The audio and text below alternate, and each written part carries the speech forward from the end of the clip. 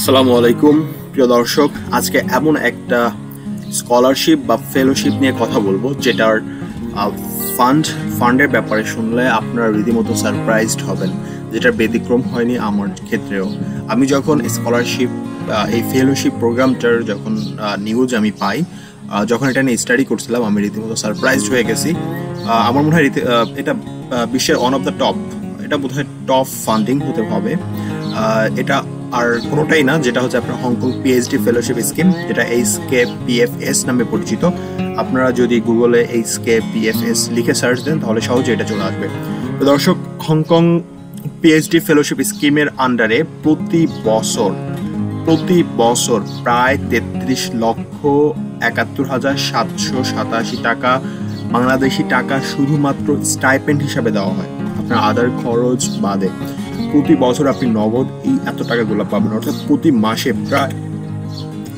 মাসে প্রায় 3 লক্ষ টাকা করে আপনি পাবেন শুধুমাত্র স্টাইপেন্ড হিসাবে। প্রিয় দর্শক, তাহলে বুঝতেই পারছেন যে এটার গুরুত্ব কতটুকু। প্রিয় দর্শক, পাশাপাশি আপনি হংকংয়ের টপ 8টা ইউনিভার্সিটি থেকে ফেলোশিপ করার সুযোগ পাবেন, অর্থাৎ হংকং পিএইচডি ফেলোশিপ স্কিমের আন্ডারে হংকংয়ের টপ 8টা ইউনিভার্সিটি রয়েছে, যে 8টা ইউনিভার্সিটি ওয়ার্ল্ড ইম্প্যাক্ট র্যাঙ্কিংয়ে শীর্ষে রয়েছে, আপনার টপ 100-এর ভিতরে রয়েছে বলা চলে। তো প্রিয় দর্শক, আজকের ভিডিও থেকে আমরা জানবো লিস্ট অফ ইউনিভার্সিটি, অর্থাৎ এই প্রোগ্রামের আন্ডারে কোন কোন ইউনিভার্সিটিগুলো রয়েছে সেটা আমরা জানবো। এই ফেলোশিপটার রিকোয়ারমেন্টগুলো কি কি রয়েছে সেটা আমরা জানবো। ফেলোশিপের কাভারেজগুলো আমরা জানবো। অ্যাপ্লিকেশন প্রসেসটা জেনে নিব। কি কি ডকুমেন্টস দরকার হবে সেটা আমরা জানবো। সিলেকশন প্রসেস জানবো। প্রিয় দর্শক, স্বাগতম স্কলারশিপ গাইডের আরও একটা ভিডিওতে। আপনি যদি আমাদের চ্যানেলে নতুন হয়ে থাকেন তাহলে অবশ্যই সাবস্ক্রাইব করবেন। কোনো প্রকার প্রশ্ন থাকলে কমেন্ট করে জানাতে আমাদের ভুলবেন না। ভিডিওটি ভালো লাগলে অবশ্যই লাইক করবেন এবং শেয়ার করে আমাদের যে উদ্দেশ্য আছে সেই উদ্দেশ্য সফল হতে আপনিও অংশগ্রহণ করবেন, সেটাই আমাদের প্রত্যাশা।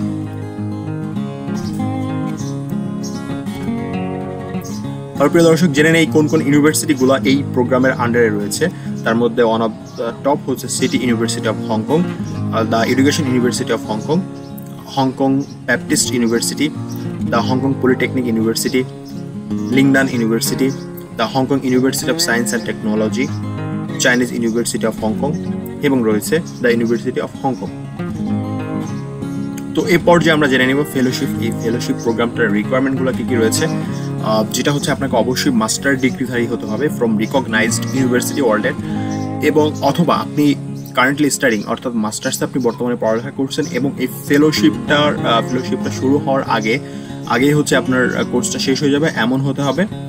আপনার একাডেমিক এক্সেলেন্সটা দরকার হবে অবশ্যই। প্রিয় দর্শক, এটা one of the top funding scheme, তো এটার জন্য তো আপনার একাডেমিক এক্সেলেন্স অবশ্যই দরকার হবে। আপনার রিসার্চ অ্যাবিলিটি এবং পটেনশিয়ালিটি প্রুভ করতে হবে, যেটা হচ্ছে আপনি প্রুভ করতে পারেন আপনার প্রিভিয়াস পাবলিকেশনের মাধ্যমে, আপনার থিসিস প্রোগ্রামের মাধ্যমে, অথবা আপনি যে রিসার্চ একটা প্রপোজাল সাবমিট করবেন সেটার মাধ্যমে আপনি এই রিসার্চ অ্যাবিলিটি এবং পটেনশিয়ালিটি আপনি প্রুভ করতে পারেন।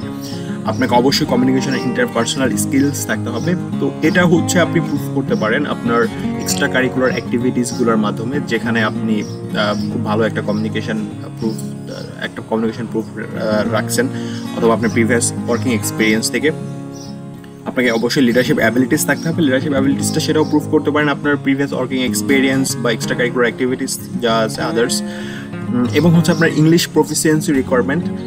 প্রিয় দর্শক, আমি একটু বলে রাখি যে আপনার ফেলোশিপ রিকোয়ারমেন্টের যে 8টা ইউনিভার্সিটি আছে, প্রতিটা কোর্স বাই কোর্স ইউনিভার্সিটি রিকোয়ারমেন্টগুলো ভ্যারি করে।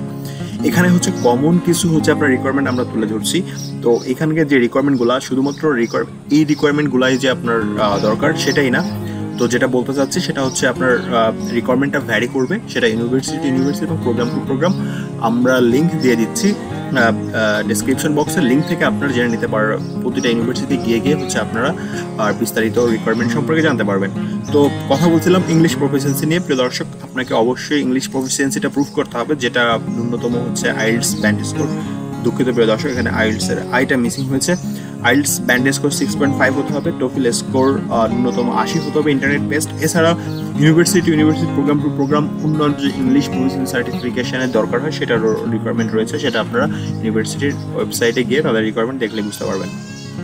তো এই পর্যায়ে জানিয়ে নেব ফেলোশিপ কাভারেজ। ও মাই গড প্রিয় দর্শক, এই ফেলোশিপটা আপনাকে অ্যানুয়ালি 3,09,600 হংকং ডলার দেবেন, যেটা অ্যাপ্রক্সিমেটলি $39,700, যেটা অ্যাপ্রক্সিমেটলি বাংলাদেশি টাকায় প্রায় 34 লক্ষ টাকা হবে। এটা অ্যানুয়ালি আপনি শুধুমাত্র স্টাইপেন্ড হিসাবে পাবেন।